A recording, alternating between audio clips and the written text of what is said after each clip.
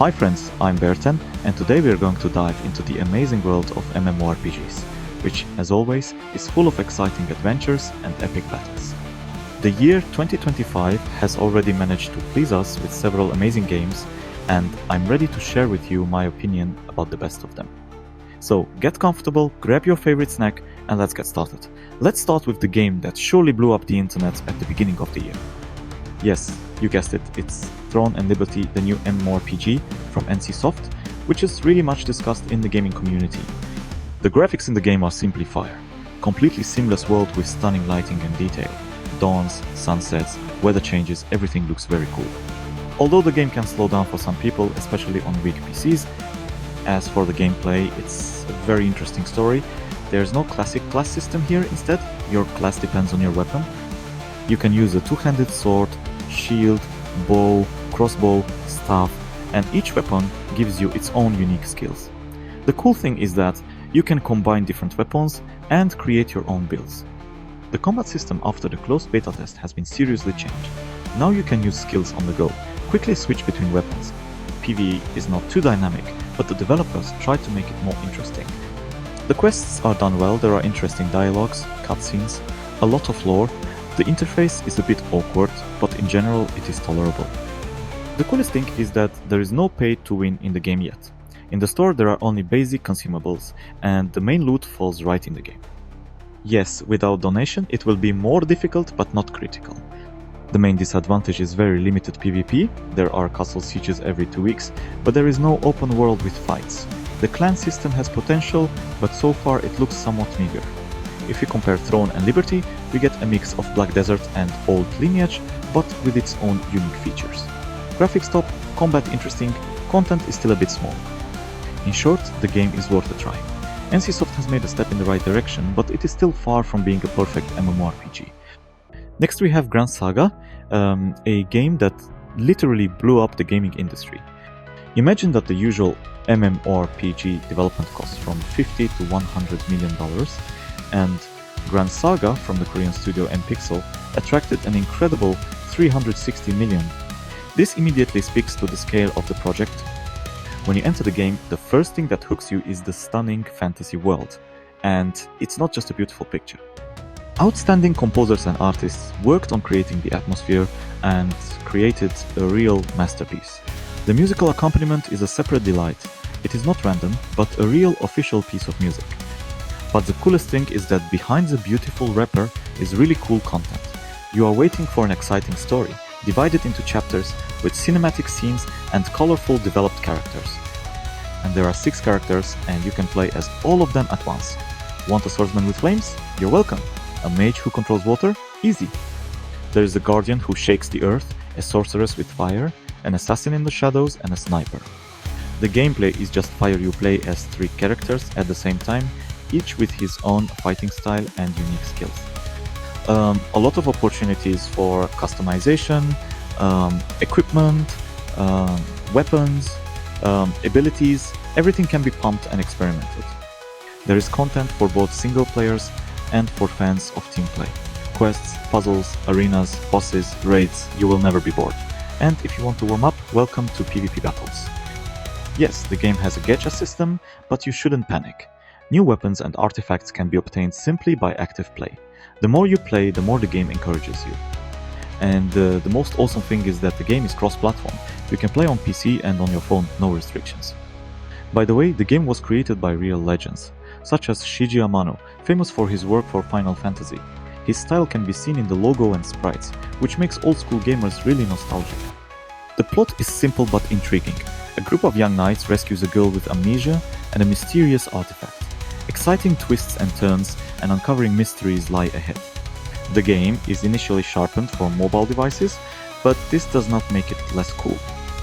Moreover, the developers were able to create a really balanced product that does not choke on donations and gives room for development. In short, Gran Saga is a definitively must-try for anyone who loves anime-style MMORPGs and wants a really high-quality gaming experience. You won't regret it. And of course, our list is not without the hot game Pax Dei, which is blowing up the gaming community right now. Honestly, opinions about it are very contradictory, so I decided to look into it thoroughly. Imagine an incredibly large open world where you can do pretty much anything you want. We are talking about a real sandbox with amazing graphics on Unreal Engine 5. Graphics here is just cosmos, you won't find such beauty in any MMO. Every tree, every landscape is drawn with incredible detail. The main feature of the game is complete freedom. Do you want to live in a dense forest? You're welcome. Dream of building a fortress in the mountains? No problem.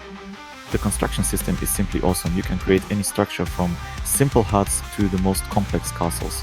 The more you craft, the higher your skill becomes. Crafting in Pax Dei is a separate song.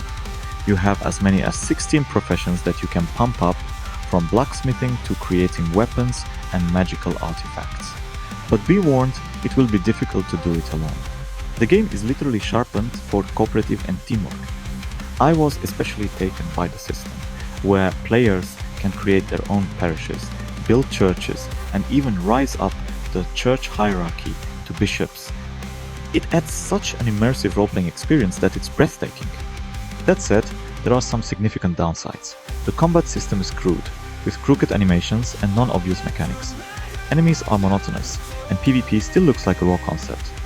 And the optimization leaves much to be desired. Transitions between locations can turn into a real hell with long loading times. The price bites about €40. Frankly speaking, for now I would recommend wait until the game matures a bit. But for those who love to create, explore and play as a team, is definitely a must-have. In short, Pax Dei is a lot of potential with a lot of flaws, a raw but interesting project that can become an uber hit in a few updates. Next up we have Corepunk, a truly unique MMORPG that has made a lot of noise in the gaming community. Honestly speaking, the game borders between a brilliant idea and raw realization. I'll note right away, this is an isometric RPG in the style of Dota 2, which stands out for its unusual approach to pumping, progression system, and artifacts. Instead of standard equipment, you will have artifacts, which makes the gameplay very special. But let's be honest, the game is far from perfect. Corepunk was originally so hardcore that many players just couldn't figure it out. The quests were like a real-life quest you're told to look for the wolves in the west, and they're actually in the south. Can you imagine my gamer stress? Luckily, the developers are awake and have released the first patch that makes the game more friendly. The coolest new feature is the quest markers. Now, when you take a quest, you can immediately see the area on the map where you need to complete it. It really saves! As for the future, the developers have a lot of plans. In spring, they promised to add guilds for 50 people, the possibility of warfare between guilds, a common bank for the guild. They also plan PvP and PvE expeditions, a separate island where you can farm resources with the risk of losing everything when you die. Sounds like Albion Online, by the way. The most interesting thing is the new classes. The first will be a bombardier, then a defender tank. They promise solo and group dungeons, PvP modes 5 on 5 and 12 on 12. The developers want to combine the best of Albion and MOBA games. Yes, so far there are a lot of problems, lags, bugs, inconvenient inventory, complex crafting, but the potential is huge. The game is clearly not just a niche product for hardcore gamers, but something more. An important point about the economy, for now there will be no auction. The developers first want to close all the holes to prevent duping of things and gold. But they promise that more valuable things will fall from monsters, and crafting professions will become a separate content. In summary, Corepunk is a raw but very promising project. Yes, it's not a perfect game yet, but it really has a huge potential to become something unique on the MMORPG market. I'll keep an eye on the development and, of course, keep you posted. I also remind you that I have a Twitch channel where we watch anime, play games and just talk, and a Discord channel, so be sure to check out the links in the video description and subscribe. I can't help but mention Tarisland. I'll tell you right away, the project is very ambiguous. On the one hand, it is an attempt to create a cross-platform MMORPG, which will be played on both phone and PC, and on the other hand, a lot of limitations and nuances that can cause disappointment. Let's start with the classes. They have two specializations, one for damage, the other, well, whatever you're lucky enough to have. For example, warriors, paladins, and barbarians can be both tanks and damagers. There are pure DPS classes, Silvar, Mage, Archer. Personally, I like the system, but there is one big minus. Initially, it was impossible to choose the gender of the character. Although the developers promised to fix this, gameplay is built on dungeons, a very dynamic story with interesting mechanics. Each boss has several tactics to learn. For example, in the library you can be turned into a sheep, that runs away from wolves, and then summon demons. In elite dungeons, everything is even more complicated. You hesitate for a second, and the whole raid is ready. Pumping has its own peculiarities. There is a daily level limit, the maximum you can pump up to a certain mark for the day. This is done so that players do not pass the content in a day and stretch the pleasure. Some will like it, some won't.